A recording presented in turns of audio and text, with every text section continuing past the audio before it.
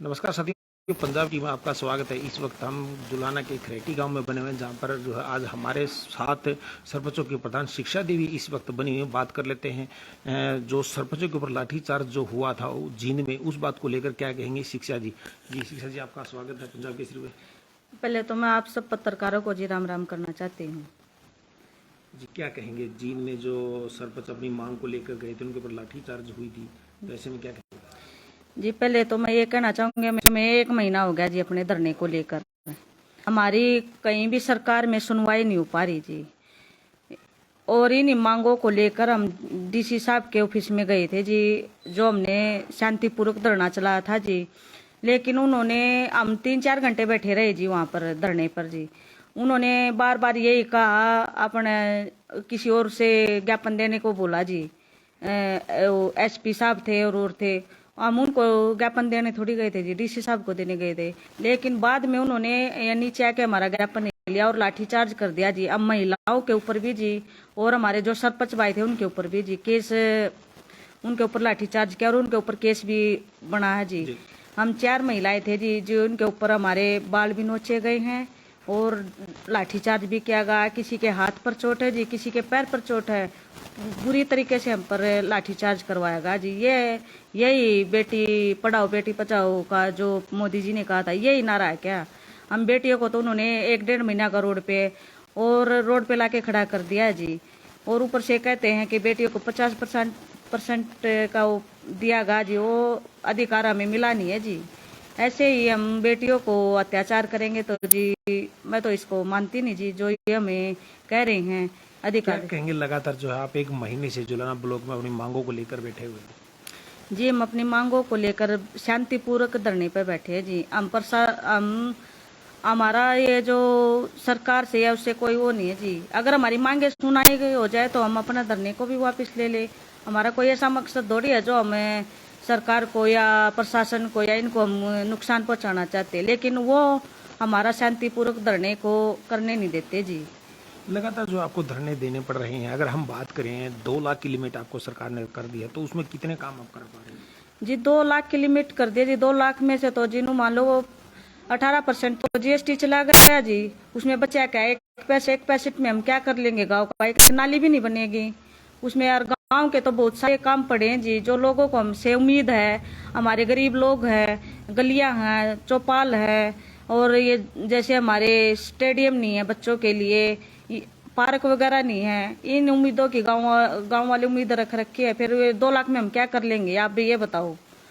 कुछ भी नहीं कर पाएंगे जी। जो सरकार ने हम पर आरोप लगाया है कि भाई सरपंच तो ये खा जाते वो खा जाते हैं, और ई टेंडरिंग के राइट टू रिकॉल की जो हम पर प्रणाली लगाई है ना, जो उन्होंने हम पे, तो खुद मंत्रियों पे भी या इन पे जो प्रशासन जो सभी पे ये लागू करो।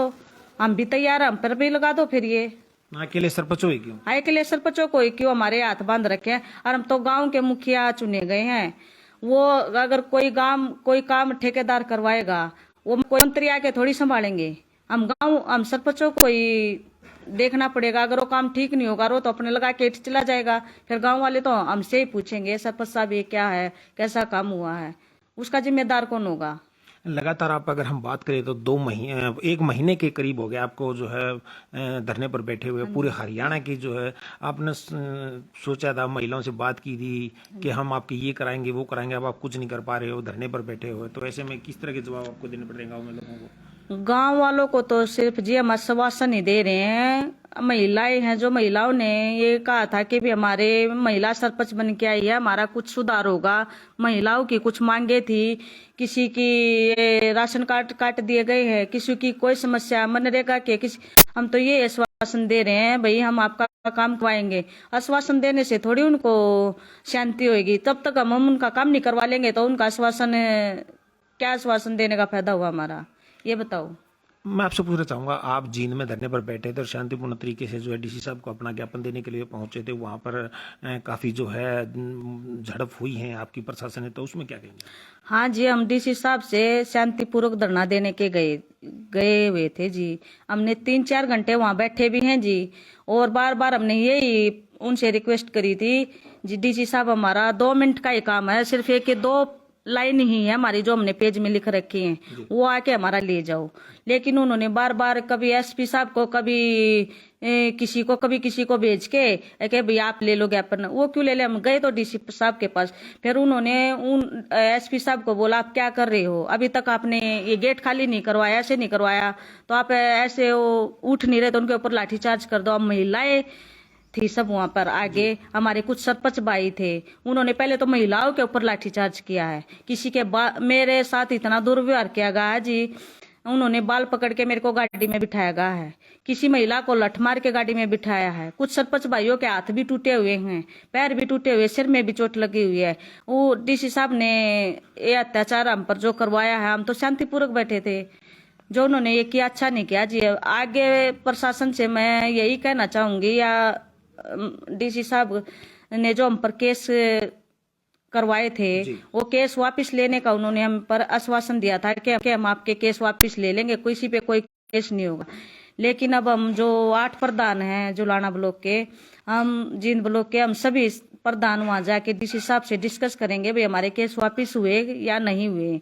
अगर केस वापस नहीं हुए ना जी, हम एक बड़ा निर्णय लेंगे दोबारा फिर, जो अगर हमारी ये डीसी साहब ने जो हमारे केस वापस नहीं लिए उसके लिए हम बड़ा निर्णय फिर लेंगे जी। यानी कि जो पुलिस के साथ आपकी डीसी ऑफिस के बाहर झड़प हुई थी उसमें काफी सरपंच और अन्य लोगों के खिलाफ मामले दर्ज हुए हैं, अगर वो वापस नहीं होते तो किस तरह का आंदोलन आप चला सकते हो या क्या रणनीति रहेगी उसकी?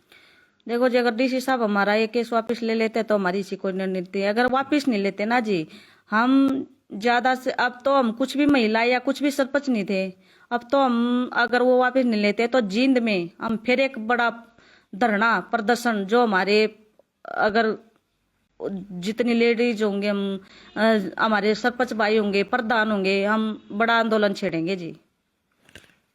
तो देखा सरपंचों की प्रधान शिक्षा देवी इस वक्त हमारे साथ बनी हुई थी। उनका कहना है कि जो पुलिस के साथ सरपंचों की अन्य लोगों की जो झड़प हुई थी, जो अपना ज्ञापन देने के लिए वहां पर पहुंचे थे, उनके उसी मामले में लेकर कई लोगों के खिलाफ मामले दर्ज हुए हैं। उनका कहना है कि अगर डीसी साहब और प्रशासन ने उन मामलों को वापस नहीं लिया तो एक बार फिर जो है सरपंच जो है बड़ा आंदोलन करने को मजबूर हो जाएंगे। ये कहना है हमारे साथ बनी हुई शिक्षा देवी प्रधान का, जो जुलाना ब्लॉक की प्रधान है और खरेटी गाँव की सरपंच है। पंजाब केसरी टीवी के लिए जुलाना से विजेंद्र सिंह। हमसे जुड़े रहने के लिए हमारे YouTube चैनल को सब्सक्राइब करें और नई वीडियो की नोटिफिकेशन के लिए बेल आइकॉन को दबाएं। अगर आप ये वीडियो Facebook पर देख रहे हैं तो लाइक जरूर करें और ज्यादा से ज्यादा शेयर करें। धन्यवाद।